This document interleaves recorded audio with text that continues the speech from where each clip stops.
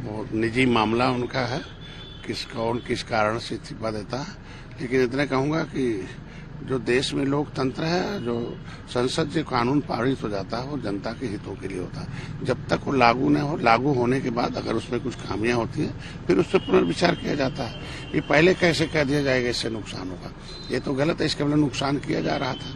UGC जो अभी नया कानून लाया गया, देखिए भारत संविधान है, बड़े लोगों के बच्चों को, बड़े लोगों के बच्चों को भी बड़े लोग भी कि बड़े लोगों ने एक संविधान सभा में निर्णय लिया था कि भाई हम देश में सब लोग मिलके निचले पावदान पर रहने वाले लोगों को ऊपर लाएंगे।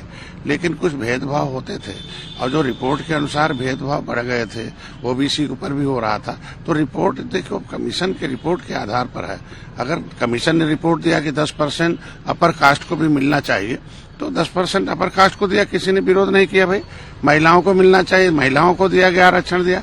तो अगर किसी की सोशल डिस्क्रिमिनेशन न हो, इसके लिए अगर एक्ट आए तो उसका स्वागत करना चाहिए, और कुछ हो तो उसमें बदलाव होगा बाद में। लेकिन ये बिना मतलब का नुकसान, इसके मतलब आप नहीं चाहते। हम तो चाहते हैं कि यूजीसी का एक्ट लागू हो, और लागू होने के बाद अगर कहीं उसमें खामी आती है तो बाद में उसमें संशोधन होगा। लेकिन आप जहां एक तरफ कह रहे हैं कि ताकि जो अपलिफ्टमेंट है शेड्यूल कास्ट या इन सबका हो, उसके लिए ये इक्विटी लाया नहीं, इसमें देखिए रिपोर्ट दिया है कि जो भेदभाव था वो बढ़ा है, ओबीसी को ऊपर भी बढ़ा है।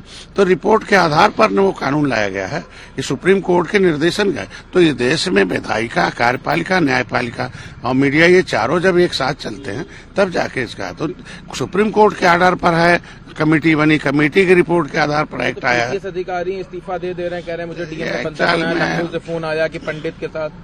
नहीं, गलत बात है सब। अब अगर पढ़े लिखे आदमी जातिवाद की तरफ देखेंगे तो अन्य लोग क्या हैं, ये जातियों के ऊपर भेदभाव सदियों से होता रहा। अब लोगों को भेदभाव खत्म हो जाना चाहिए, संविधान इसीलिए हुआ। तो भेदभाव के आधार पर इनका न्याय न हो, उसमें और न्याय न हो इसके लिए दिया गया, और हमको लगता है न्याय होता रहा।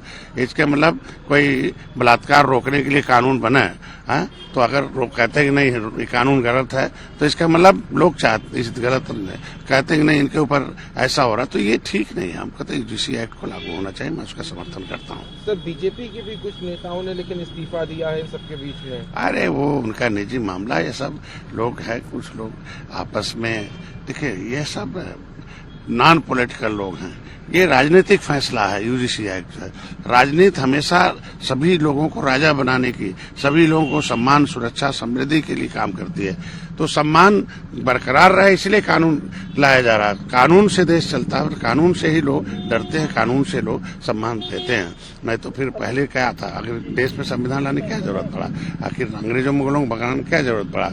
तो इसीलिए करके देश में चुने हुए जनप्रतिनिधि जो कानून बनाए उसका पालन। सवाल और है, राहुल गांधी कल 26 जनवरी के दिन जब वो थे वहां पे कार्यक्रम में, तो उनको एक नॉर्थ ईस्ट का पटका दिया गया पहनने के लिए, लेकिन उन्होंने पटका पहना नहीं, वो पटका हाथ में पकड़े रहे। कहा गया कि राष्ट्रपति के निवेदन के बाद भी उन्होंने नहीं, तो उसके ऊपर लोगों का कहना यह है कि उनकी इनसेंसिटिविटी है वो नॉर्थ ईस्ट के लोगों को लेके। ये जिसको जनता ने नकार दिया हो, अब डूबती हुई जहाज कांग्रेस है, अब उसको झूठे लोग उनको नाविक बनाना चाहते हैं। अब नाविक मोदी है, देश के योगी हैं, इस पे चलता रहेगा। और ऐसे लोगों पर टीका टिप्पणी, उसी नॉनसेंस की वजह से तो आज कांग्रेस डूब रही है और देश पे मोदी को आना पड़ा।